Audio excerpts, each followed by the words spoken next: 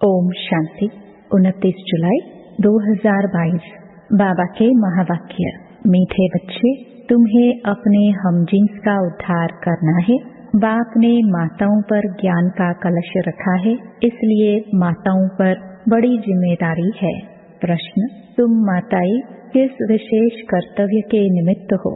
तुम्हारे ऊपर कौन सी रिस्पॉन्सिबिलिटी है? उत्तर: तुम इस पतित दुनिया को पावन दुनिया, नरक को स्वर्ग बनाने के निमित्त हो। बाप ने तुम माताओं पर ज्ञान का कलश रखा है, इसलिए सबको सद्गति देने की रिस्पॉन्सिबिलिटी तुम्हारे पर है। तुम हो शिव शक्ति सेना। तुम्हें अब अपने हमजिन्स का कल्याण करना है, सबको पतित बनने से बचाना है, वेश्याओं का भी उद्धार करना है। गीत: रात के राही तक मत जाना। ओम शांति। बच्चों ने गीत की लाइन सुनी। अब चले वतन की ओर, अर्थात सुखधाम की ओर। सुखधाम की स्थापना अर्थ माताओं को ही रखा गया है। ज्ञानामृत का कलश माताओं पर रखा है। जैसे ओपनिंग की सेरेमनी व स्थापना की सेरेमनी की जाती है ना, तो परमपिता परमात्मा वैकुंठ की ओपनिंग कराते हैं माताओं द्वारा। कलश माताओं पर ही रखते हैं। तो अब बच्चियों को खड़ा होना है। शक्ति दल है ना, बच्चों पर बाप रिस्पॉन्सिबिलिटी रखते हैं। ऐसे नहीं कि इन गुरुओं पर बाप ने कोई रिस्पॉन्सिबिलिटी रखी है कि सबको सद्गति दो। अभी तुम जान गए हो कि सद्गति देना इन माताओं का काम है। सद्गति होती है ज्ञान से। ज्ञान का कलश माताओं को मिला है। पहले पहले दिखाते हैं कलश रखा जगदम्बा पर। शास्त्रों में तो लक्ष्मी का नाम रख दिया है, यह फर्क पड़ गया है। कलश रखा है तुम माताओं पर। काली पर कलश रखा है। काली की महिमा है ना। चित्र तो अनेक बना दिए हैं, तो अब माताओं पर कलश रखा है, क्योंकि इस समय तुम्हारी हमजिन्स माताओं की बुरी गति है।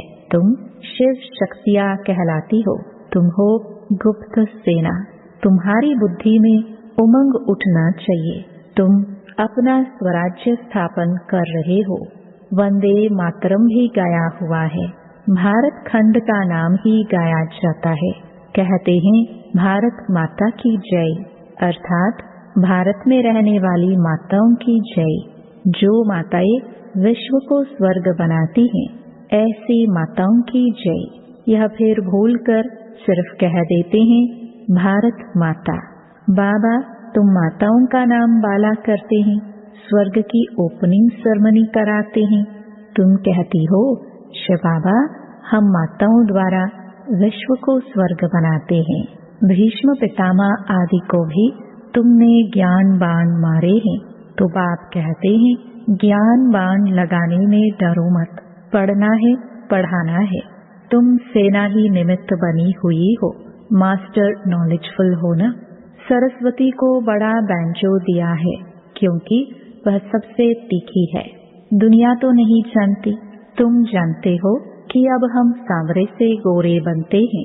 काली के पास जाएंगे, वह तो माँ माँ कह इतना रोते हैं जो बात मत पूछो। होता तो कुछ भी नहीं है। कलकत्ते में काली की बहुत महिमा है। अब यह ब्रह्मा तो माँ है नहीं, इसलिए कलश फिर माताओं को मिलता है। तुम हो माँ की सेना हमजिन्स। तुम कहते हो बाबा जैसा हूँ वैसा हूँ, आपका हूँ। यह भी कहते हैं जैसे हो वैसे हो, मेरे हो, परंतु श्रीमत पर चलना है। सजनियाँ तो सब हैं, सब कहेंगी हम ईश्वर के हैं। अब तुमको समझानी भी दी जाती है शिव बाबा की सब संतान है।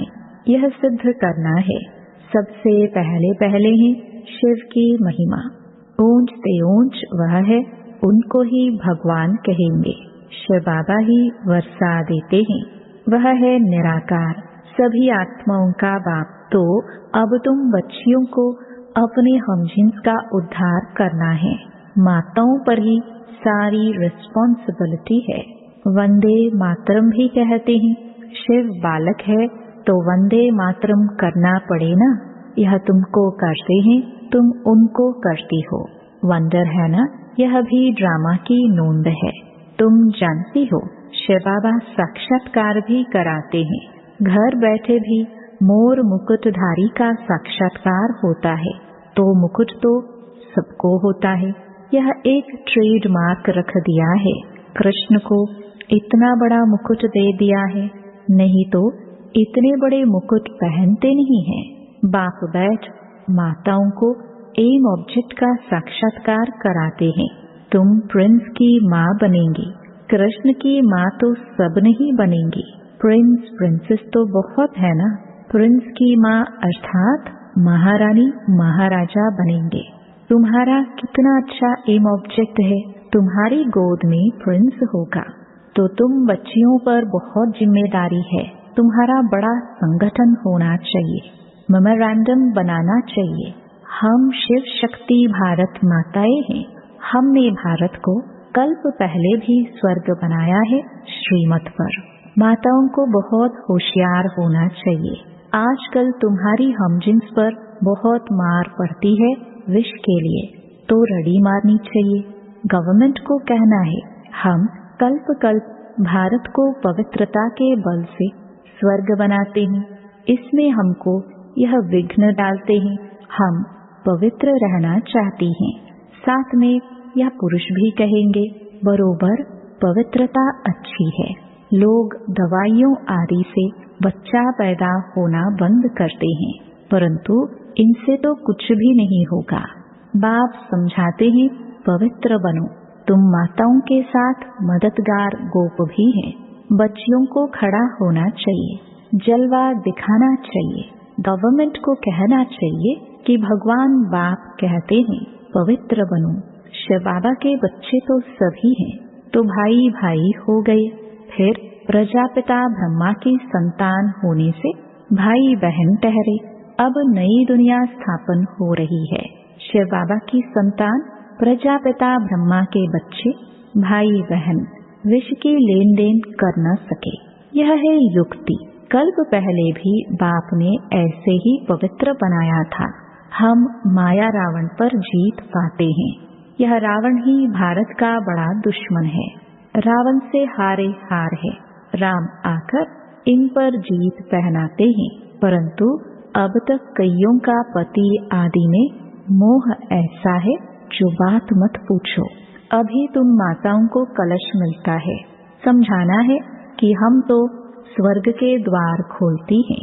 उन्होंने कलश लक्ष्मी को दिखाया है, परंतु लक्ष्मी तो है ही पवित्र।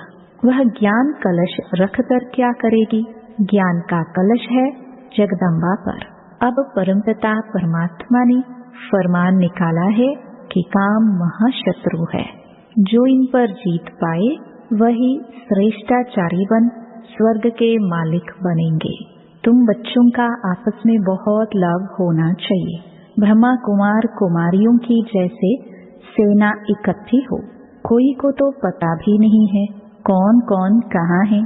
सभी सेंटर्स के बच्चों को तो बुला भी नहीं सकते। माताओं को बंधन बहुत है, बच्चों को भी संभालना है, नहीं तो पुरुष रिपोर्ट कर देते हैं। यूं तो पुरुष चले जाते हैं तो घर बार कौन संभालता है? तुमको दिखाना है। वह तो हठ योग सिखलाते हैं, हम राजयोग सिखलाते हैं। इसलिए हमको सैल्वेशन मिलनी चाहिए। बाबा ने समझाया था कि तुम वेश्याओं को भी समझाओ कि यह गंदा धंधा अब बंद करो। तुम स्वर्ग का द्वार बनो। तुम यह काम करके दिखाओ तो तुम्हारा नाम बहुत बाला हो। उन्हों का भी कल्याण करना है। यह संगम युग है ही कल्याणकारी। भारत पर खूब रड़ी मारनी है। इन वेश्याओं पर रहम करना है। गवर्नमेंट भी अब उन्हों को कुछ न कुछ काम में लगाती रहती है। तुम ऐसा समझाओ जो अखबार में भी पढ़े कि ब्रह्मा कुमार कुमारियां तो वेश्याओं को भी नॉलेज दे इस गंदे धंधे से छुड़ाती हैं, क्योंकि काम महाशत्रु है। इनसे तुम पतित गंदे बनते हो। यह दुनिया ही भ्रष्टाचारी है ना। बाप आकर माताओं को उठाते हैं।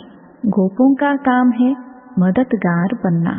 जो मेहनत करेगा वह ऊंच पद पाएगा। अपने हमजिन्स पर रहम करना चाहिए। इनका नाम ही है वेश्यालय। बाप आकर शिवालय बनाते हैं। वास्तव में यह है ज्ञान की बातें। बाप इस मनुष्य तन में आकर तुमको ज्ञान सुनाते हैं। तुम जानते हो हम अब कब्रिस्तानी से परिस्तानी बन रहे हैं। यह है ज्ञान मान सरोवर। ज्ञान में गोता लगाते रहते हैं। बाकी पानी की बात नहीं है। तीर्थों पर जाते बहुत मेहनत आदि करते हैं। पैदल जाना, सामान आदि उठाना बहुत मेहनत होती है। अब तुम समझ गए हो। बाबा मनुष्य तन में बैठ ज्ञान स्नान कराते हैं। बाकी परियां आदि कोई नहीं है। तुमको ज्ञान परी बनाने वाला बाबा है। कितनी अच्छी अच्छी बातें धारण करने की है। बच्चियां खड़ी हो जाए तो बहुत काम कर सकती हैं। जाना तो तुम माताओं को है। बोलो जहाँ भी वेश्याएं हैं उन्हों का संगठन बनाओ, बड़ों बड़ों को समझाओ। परंतु ऐसे भी नहीं बाहर से कहते रहो हमारा तो एक दूसरा ना कोई, और अंदर में और कोई खींचता रहे। ऐसे भी काम ना चल सके। बाप का सच्चा बच्चा बनना है। वह चेहरा खुश मिजाजी का कहाँ। अरे बेहद के बाप से मिलने जाते हैं तो दौड़ते दौड़ते आकर खुशी से मिलना चाहिए। हम तो जाकर बाबा की गोदी का हार बने। थक नहीं जाना है। तुम्हारी याद ही दौड़ी है। वह जिस्मानी दौड़ी है, यह तुम्हारी रूहानी दौड़ी है। चेहरा खुशी में खिल जाना चाहिए। कोई का पति गुम हो जाए फिर आकर मिले तो स्त्री गलियों में दौड़ती दौड़ती बावरी मिसल आकर मिलेगी। यह फिर बेहद का पतियों का पति है। उससे डरना क्या है जिससे स्वर्ग का वर्षा मिलता है। उससे तो भाग भाग कर आए मिलना चाहिए। अच्छा, मीठे मीठे सिखिलदे बच्चों प्रति माता पिता बाप दादा का याद प्यार और गुड मॉर्निंग। रूहानी बाप की रूहानी बच्चों को नमस्ते। धारणा के लिए मुख्य सार। पहला, बाप का सच्चा बच्चा बनना है। अंदर एक, बाहर दूसरा न हो। याद की रूहानी दौड़ में आगे जाना है। खुश मिजाज बनना है। दूसरा, आपस में बहुत बहुत प्यार से रहना है। शिव शक्ति सेना का संगठन तैयार कर अपनी हमजिन्स को बचाना है। पवित्र बनने और बनाने की युक्ति रचनी है।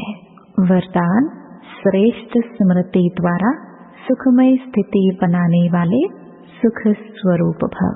स्थिति का आधार स्मृति है।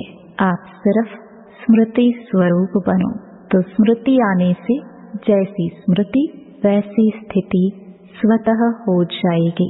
खुशी की स्मृति में रहो तो स्थिति भी खुशी की बन जाएगी, और दुख की स्मृति करो तो दुख की स्थिति हो जाएगी। संसार में तो दुख बढ़ने ही है। सब अति में जाना है, लेकिन आप सुख के सागर के बच्चे, सदा खुश रहने वाले, दुखों से न्यारे सुख स्वरूप हो। इसलिए क्या भी होता रहे लेकिन आप सदा मौज में रहो। स्लोगन, समय रूपी खजाने को व्यर्थ से बचाना यही तीव्र पुरुषार्थी की निशानी है। मातेश्वरी जी के अनमोल महावाक्य। भारत का प्राचीन योग परमात्मा द्वारा सिखाया हुआ है। अपना यह ईश्वरीय योग भारत में प्राचीन योग के नाम से मशहूर है। इस योग को अविनाशी योग क्यों कहते हैं? क्योंकि अविनाशी परमपिता परमात्मा द्वारा सिखाया गया है। भल योग और मनुष्य आत्माएं भी सिखाती हैं, इसलिए योगाश्रम वगैरह खोलते रहते हैं, परंतु वो प्राचीन योग सिखला नहीं सकते। अगर ऐसा योग होता तो फिर वो बल कहाँ? भारत तो दिन प्रतिदिन निर्बल होता जाता है। इससे सिद्ध है वह योग अविनाशी योग नहीं है। जिसके साथ योग लगाना है वह खुद ही सिखला सकता है। बाकी औरों से तो योग लगाना ही नहीं है, तो फिर सिखलाएंगे कैसे? यह तो स्वयं परमात्मा ही कार्य कर सकता है, वही हमें पूरा भेद बता सकता है। बाकी तो सब तरफ कहते रहते हैं हम योग सिखलाएंगे। यह तो हम जानते हैं कि सच्चा योग तो खुद परमात्मा ही सिखलाए। सूर्यवंशी चंद्रवंशी घराना स्थापन कर दैवी राज्य स्थापन करते हैं। अब वो प्राचीन योग भी परमात्मा आकर कल्प कल्प हमें सिखलाता है। तो आत्मा मुझ परमात्मा के साथ निरंतर योग लगाओ तो तेरे पाप नष्ट हो जाएंगे। अच्छा, ओम शांति।